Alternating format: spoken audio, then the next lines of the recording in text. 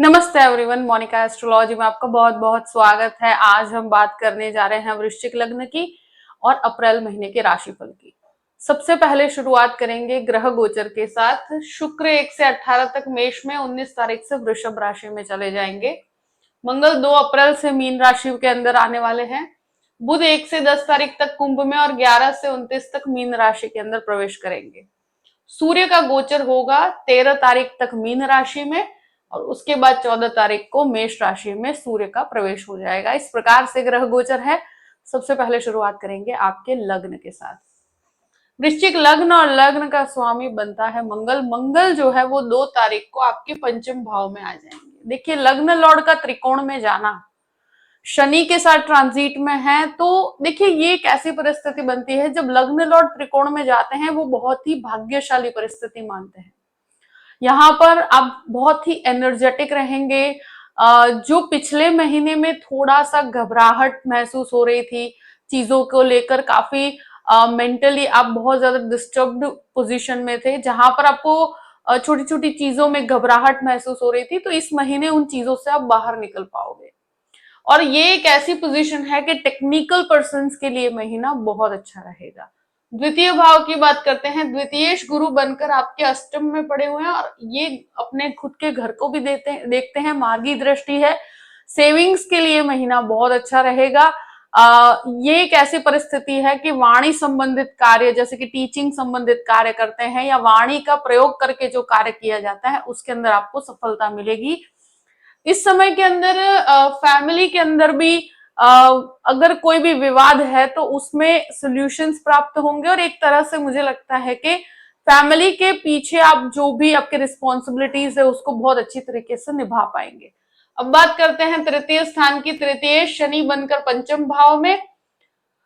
ये समय में एक चीज जरूर कहूंगी, ट्रैवलिंग थोड़ा सा डिस्टर्बिंग हो सकती है। ट्रैवलिंग बहुत ज्यादा करते हैं तो थोड़ा लिमिटेड ट्रैवल कीजिए, अगर जरूरत हो तो ही करना चाहिए, क्योंकि कहीं ना कहीं यहाँ पर ट्रैवलिंग के पीछे बहुत ज्यादा समय बर्बाद हो जाता है।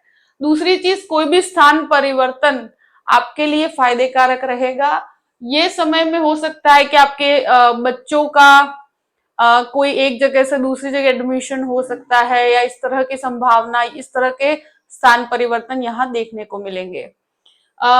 ये डेफिनेटली है कि जो भी परिस्थिति होगी वो कंफर्ट जोन एकदम से नहीं प्राप्त होगा, थोड़े समय के बाद यहाँ पर आपको कंफर्ट जोन प्राप्त होगा। यानी कि जो भी स्टूडेंट्स भी हैं तो उनको भी यहाँ एक कॉलेज से दूसरे कॉलेज की तरफ जाना पड़ सकता है। इस तरह की परिस्थितियां यहाँ क्रिएट होती है।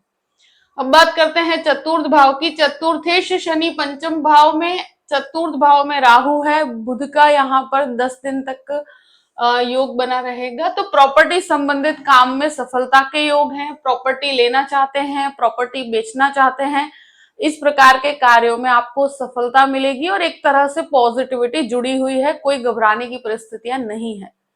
अगर प्रॉपर्टी रिलेटेड कुछ डिस्प्यूट भी है तो वहां पर भी आपको सफलता प्राप्त होगी। अब बात करते हैं आपके पंचम भाव की। पंचम भाव में शनि मंगल, सूर्य रहेंगे शुरू के 13 दिन तक, बुध आएंगे 10 तारीख के बाद। देखिए, ये परिस्थिति बनती है कि सारे ही प्लैनेट्स 5वें घर में है। स्टूडेंट्स के लिए ये सफलता का समय है। स्टूडेंट्स को स्पेशली 13 तारीख के बाद बहुत अच्छी सफलता है। यहाँ पर शनि मंगल और बुध का जो संयोग बनता है, स्टूडेंट्स जो टेक्निकल स्टूडेंट है, मेडिकल स्टूडेंट है, रिजल्ट्स बहुत ही पॉजिटिव रहेंगे। अगर यहाँ पर किसी की भी एग्जाम्स है, कोई भी इस तरह की परिस्थितियां हैं, थोड़ा आपको मेहनत ज्यादा करनी पड़ेगी। हो सकता है कहीं पर ऐसी जगह पर आपको पढ़ने जाना पड़े जहां पर ट्रैवलिंग ज्यादा करना पड़ सकता है। ये परिस्थिति में आप सबसे बेहतर चीज ये होगी कि बच्चों के कारण अगर कोई परेशानी आती है, वहां पर संयम बना के रखना है, क्योंकि संतान की वजह से थोड़ा मानसिक स्ट्रेस हो सकता है। जो भी लोग वृश्चिक लग्न के हैं उनको संतान के एजुकेशन से संबंधित चिंता, या एक तरह से कहा जाए कि संतान अगर बड़ी भी है तो वहां पर झगड़े विवाद रहेंगे। मतलब कोई ना कोई क्लैश रहेगा। बच्चों के कारण कुछ परेशानी यहाँ पर क्रिएट हो सकती है। बच्चों के कारण कुछ ऐसे खर्च होंगे जो उठाने पड़ सकते हैं, उनके स्वभाव की वजह से आपको थोड़ी परेशानियां हो सकती है, बट संतान की वजह से तकलीफें यहाँ पर नजर आती है। तो उन चीजों में अगर कोई क्लैश विवाद में आप पड़ते हैं, बच्चों से झगड़े विवाद में आप पड़ते हैं, तो आपको यहाँ नुकसान की प्राप्ति होगी। तो ये चीज खास ध्यान रखिएगा कि वहां शांति रखनी है, इस मैटर में आपको थोड़ा शांत रहना है। जो भी शेयर मार्केट से संबंधित कार्य करते हैं उनके लिए ग्रेजुअल लेवल तक सफलता है।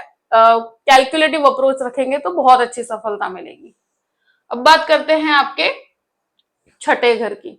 छठे घर का स्वामी जो है वो पंचम भाव में है। यहाँ पर बच्चों के स्वास्थ्य का भी ध्यान रखना होगा, कहीं ना कहीं हेल्थ इश्यूज यहाँ पर परेशान कर सकते हैं।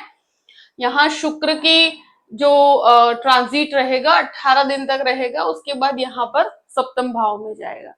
तो ऐसी परिस्थिति में यही कहूंगी कि जिनके भी ब्लड प्रेशर से संबंधित समस्या है या यूरिन संबंधित समस्या है, उनको स्वास्थ्य का ध्यान रखना है। जिनके भी जॉब में समस्याएं आ रही है, 14 के बाद वो समस्याएं सॉर्ट आउट होगी। गवर्नमेंट एग्जाम्स में अगर प्रिपरेशन कर रहे हैं, अगर 14 के बाद रिजल्ट्स है तो बहुत पॉजिटिव रहेगा। शत्रु यहाँ पर हावी नहीं हो पाएंगे। कैलकुलेटिव अप्रोच के साथ लोन लिया जा सकता है। कोई एजुकेशनल लोन लेना चाहते हैं, डेफिनेटली ये महीने के अंदर वो प्राप्ति भी यहाँ पर नजर आती है। सप्तम भाव की बात करते हैं। देखिए सप्तमेश जो है इनिशियल पार्ट पर, यानी कि शुरू के 18 दिन आपके छठे घर में है, तो गृहस्थ जीवन में शुरू के जो 18 दिन है वो बहुत ज्यादा उतार चढ़ाव से भरे हुए हैं, झगड़े विवादों से भरे हुए हैं। 18 तारीख के बाद गृहस्थ जीवन के विवादों में सॉल्यूशंस प्राप्त होंगे। बहुत चीजों में आप सही मार्ग आपको प्राप्त होगा। झगड़े विवाद भी आप रिजॉल्व कर पाएंगे। यहां मैं एक चीज जरूर कहूंगी कि 12वें घर का स्वामी बन के शुक्र स्वग्रही है, तो विवादों को आप रिजॉल्व कर पाएंगे। अगर उसे बढ़ाने का कार्य मत कीजिएगा। यहाँ गृहस्थ जीवन में अगर आपको थोड़ा सा कॉम्प्रोमाइज करना पड़े तो कर लीजिएगा, क्योंकि यहाँ कोई लीगल बैटल अगर आप छेड़ते हैं तो वो आपके लिए प्रॉब्लम्स का कारण बन सकती है। यहाँ जो पोजीशनिंग बनती है, कोई लव रिलेशनशिप को आगे बढ़ाना चाहते हैं तो ये सारी पोजीशन में थोड़ा सा आपको डिस्टर्बेंस क्रिएट होगा।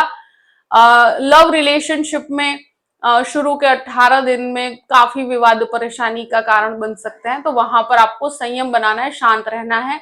हो सके तो इस महीने इस तरह की परिस्थितियों में शांत रहना बेहतर रहेगा। लव रिलेशनशिप में अगर कहीं पर भी झगड़े विवाद करते हैं आप, तो वहां पर आपको परेशानी क्रिएट होगी। बिजनेस के अंदर कोई भी डिस्टर्बेंस आ रहे हैं 18 तारीख के बाद, वहां पर भी काफी स्ट्रांग पोजीशन है, आपको पॉजिटिव रिजल्ट्स प्राप्त हो। नवम भाव, अष्टम भाव की बात करते हैं। अष्टमेश जो है पहले चतुर्थ भाव में, फिर पंचम भाव में। स्टूडेंट्स के लिए समय बहुत एक तरह से फायदे कारक ही कहूंगी, क्योंकि पंचम भाव का स्वामी अष्टम में, अष्टम भाव का स्वामी पंचम में। ऐसी परिस्थिति में रिसर्च बेस्ड एजुकेशन के अंदर बहुत अच्छी सफलता मिलती है। बच्चों की जिद की वजह से थोड़ा सा आपको परेशानी हो सकती है। बच्चों के कारण थोड़ा सा स्ट्रेस हो सकता है, पर पढ़ाई के अंदर ये चीजें काफी अच्छी रहेगी। यहाँ आपको काफी अच्छे पॉजिटिव रिजल्ट्स तो मिलेंगे। कुछ स्थान परिवर्तन हो सकता है जो वहां पर काफी स्ट्रेसफुल रहेगा, इस चीज का आपको ध्यान रखना होगा। नवम भाव की बात करते हैं। नवम भाव का स्वामी चंद्रमा है। देखिए हैवी या कोई भी मास्टर लेवल एजुकेशन लेना चाहते हैं, इस महीने के अंदर वो चीजें संभव हो पाएगी। मुझे लगता है उसके लिए प्री प्लान कर सकते हैं। ये महीने में आप प्लानिंग बना सकते हैं कि आप किस तरह से आपके एजुकेशन में आगे बढ़ना है, वहां पर आपको सफलता पूर्ण रूप से मिलेगी। आध्यात्मिक चिंतन के लिए भी ये महीना या स्पिरिचुअल कार्यों के लिए भी बहुत बेहतर रहेगा। दशम भाव की बात करते हैं। दशमेश पंचम भाव में और फिर छठे घर में। तो जो भी लोग जॉब से संबंधित सफलता चाहते हैं, डेफिनेटली आप बहुत मेहनत कीजिए। और अगर टेक्निकली कोई कार्य कर रहे हैं, कोई मेडिकल के अंदर है, बहुत अच्छी सफलता मिलेगी। आईटी वालों को काफी अच्छी सफलता है।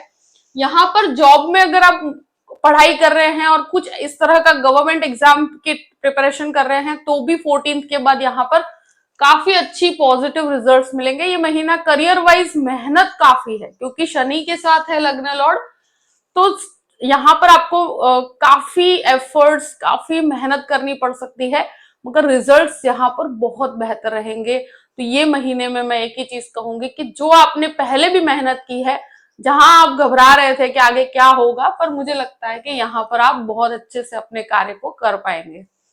अब बात करते हैं आपके 11th हाउस की। तो 11th लॉर्ड जो है पहले चतुर्थ भाव में और पंचम भाव में, तो प्रॉपर्टी संबंधित कार्यों में सफलता है, यहाँ पर लाभ की प्राप्ति है, यहाँ स्टूडेंट्स के लिए भी लाभकारी समय है, आपके कॉन्टैक्ट्स के थ्रू आपके काम बनेंगे। फाइनेंशियल गेन यहाँ पर बहुत स्ट्रॉन्ग इंडिकेशन के साथ बने हुए हैं, आपके लिए पॉजिटिव रहेगा। 12th हाउस की बात करते हैं। 12th लॉर्ड जो है छठे घर में और सप्तम भाव में, तो गृहस्थ जीवन के उतार चढ़ाव का सामना यहाँ पर करना पड़ सकता है, उसमें आपको कहीं पर भी ईगो क्लैश में नहीं पड़ना चाहिए।